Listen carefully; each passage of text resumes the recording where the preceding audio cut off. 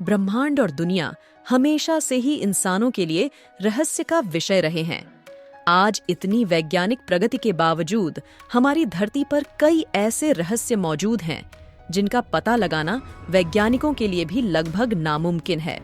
आम लोगों के मन में पृथ्वी के बारे में अनेक प्रश्न अवश्य होते होंगे, जैसे पृथ्वी की उत्पत्ति कैसे हुई, यह दुनिया कैसे अस्तित्व में आई, या पृथ्वी का जन्म कब और कैसे हुआ, अर्थ का निर्माण कैसे हुआ, पृथ्वी कैसे बनी, पृथ्वी की संरचना कैसे हुई। इस तरह के सवालों का जवाब जानने के लिए हर कोई उत्सुक रहता है। तो आज की वीडियो में हम जानेंगे कि पृथ्वी का निर्माण कैसे हुआ। पूरे डिटेल में जानेंगे तो वीडियो को लाइक और चैनल को सब्सक्राइब जरूर करें।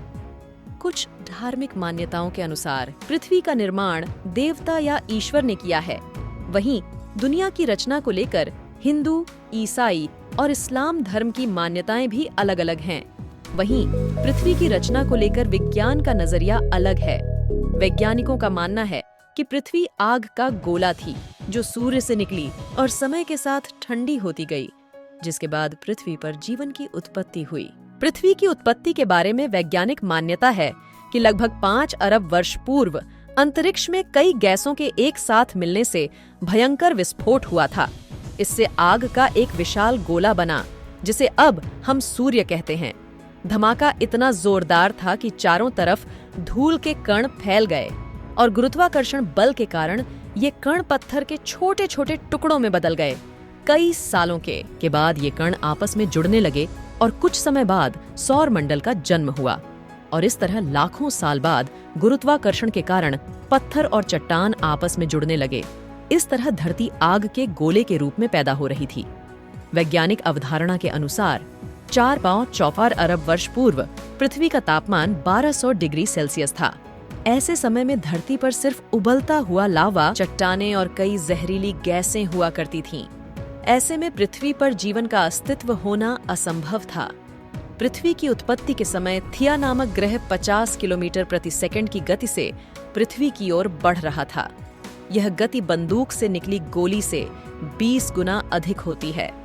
ऐसे में जब थिया ग्रह पृथ्वी की सतह से टकराया तो जोरदार विस्फोट हुआ, जिससे बहुत सारा कचरा धरती से बाहर निकल गया और साथ ही वह ग्रह धरती में समा गया। हजारों वर्षों के अंतराल के बाद गुरुत्वाकर्षण के कारण पृथ्वी से निकला कचरा एक गेंद के रूप में बन गया, जिसे हम चंद्रमा कहते हैं। इस प्रकार चंद्रमा की उत्पत्ति हुई। पृथ्वी की उत्पत्ति के बाद अंतरिक्ष में बची शेष चट्टानें पृथ्वी पर गिरने लगीं। इन चट्टानों में अजीब प्रकार के क्रिस्टल होते थे, जिन्हें आज हम नमक, सॉल्ट के रूप में इस्तेमाल करते हैं। आपको जानकर हैरानी होगी कि इन चट्टानों के अंदर मौजूद नमक से समुद्र का पानी बनता है। वैज्ञानिकों के अनुसार ये चट्टानें करीब 20 करोड़ साल तक धरती पर गिरती रहीं, जिससे धरती ने समुद्र के रूप में ढेर सारा पानी इकट्ठा कर लिया। इतने पानी के लगातार जमा होने से धरती की सतह ठंडी होने लगी और चट्टानें सख्त हो गईं। लेकिन लावा अभी भी उसी रूप में पृथ्वी के आंतरिक भाग में मौजूद था और सतह का तापमान 70-80 डिग्री सेल्सियस तक पहुंच गया था। पृथ्वी पर वर्तमान जल लाखों वर्ष पूर्व का है। उस समय चंद्रमा पृथ्वी के बहुत निकट था, जिसके कारण उसके गुरुत्वाकर्षण बल के कारण प्राय पृथ्वी पर तूफान आते रहते थे। परंतु एक लंबे अंतराल के बाद चंद्रमा और पृथ्वी के बीच दूरी बढ़ने के कारण पृथ्वी पर तूफान शांत होने लगे। चलिए अब जानते हैं कि पृथ्वी पर जीवन की शुरुआत कैसे हुई। धरती पर जीवन की इस यात्रा के दौरान 3.8 अरब साल पहले पानी की उत्पत्ति हुई थी। धरती पर लगातार ज्वालामुखी फट भी रहे थे और साथ ही उल्कापिंडों की बारिश भी हो रही थी।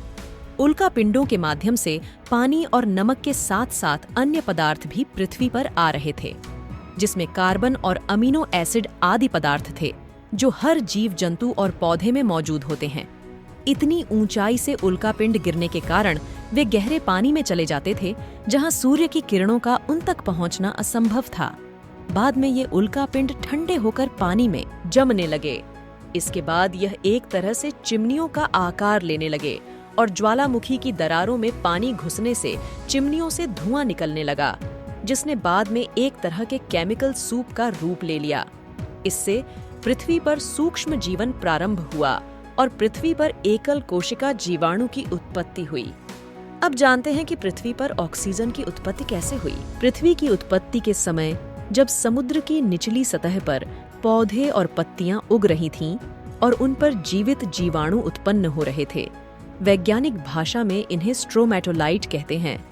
ये अपना भोजन सूर्य की किरणों से बनाते हैं और इस प्रक्रिया को वैज्ञानिक रूप से प्रकाश संश्लेषण कहते हैं।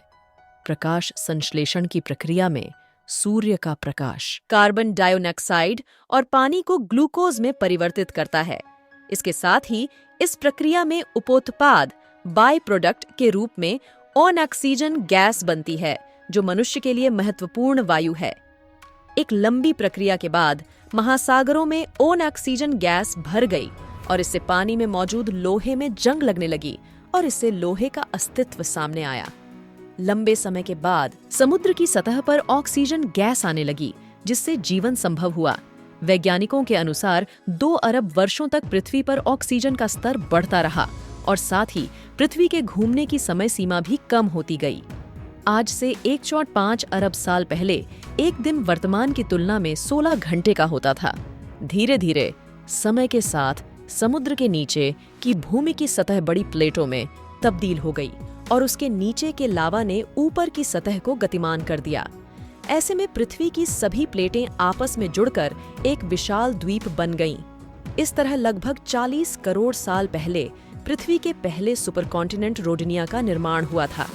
इससे अब पृथ्वी का तापमान घटकर 30 डिग्री सेल्सियस हो गया था और दिन 18 घंटे लंबे होते थे। उस समय पृथ्वी की स्थिति वर्तमान मंगल जैसी ही थी। लगभग 750 करोड़ वर्ष पूर्व पृथ्वी के नीचे पिघले हुए लावा से उत्पन्न ऊष्मा बाहर निकली, जिसने पृथ्वी को 2 भागों में विभाजित कर दिया। इसके 2 टुकड़ों में बंटने के कारण पृथ्वी की सतह कमजोर हो गई थी और यह 2 भागों में बंट गई थी, जिससे साइबेरिया और गोंडवाना नाम के 2 महाद्वीप बन गए। इतने सालों के बाद भी ज्वालामुखी के फटने और जहरीली गैसों के निकलने का सिलसिला अब भी जारी था।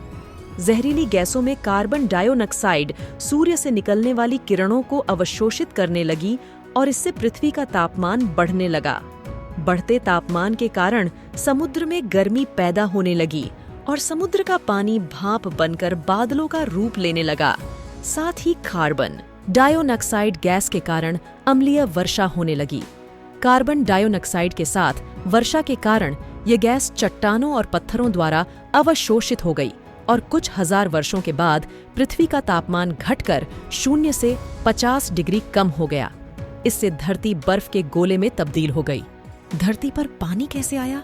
ज्वालामुखी फटने की प्रक्रिया अभी भी चल रही थी, लेकिन बर्फ की अधिकता के कारण ज्वालामुखी से निकलने वाली गर्मी बर्फ को पिघला नहीं पा रही थी और इसके अलावा कोई अन्य स्रोत नहीं था जो जहरीली गैस कार्बन डाइऑक्साइड को अवशोषित कर सके।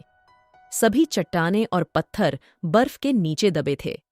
कुछ समय बाद कार्बन डाइऑक्साइड गैस के बल ने सूर्य की गर्मी को अवशोषित करना शुरू कर दिया, जिससे बर्फ पिघलने लगी। इसके बाद पृथ्वी पर दिन 22 घंटे के हो गए।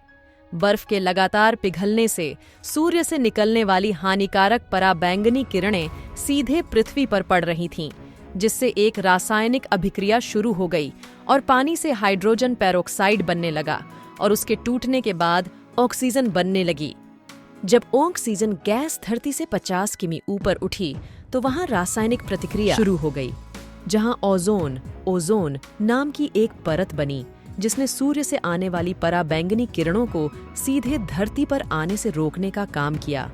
अगले 15 करोड़ सालों तक इस गैस की परत बहुत मोटी होती चली गई और इधर पृथ्वी पर ऑक्सीजन गैस की मात्रा बढ़ने लगी, जिससे पेड़ पौधे अस्तित्व में आए।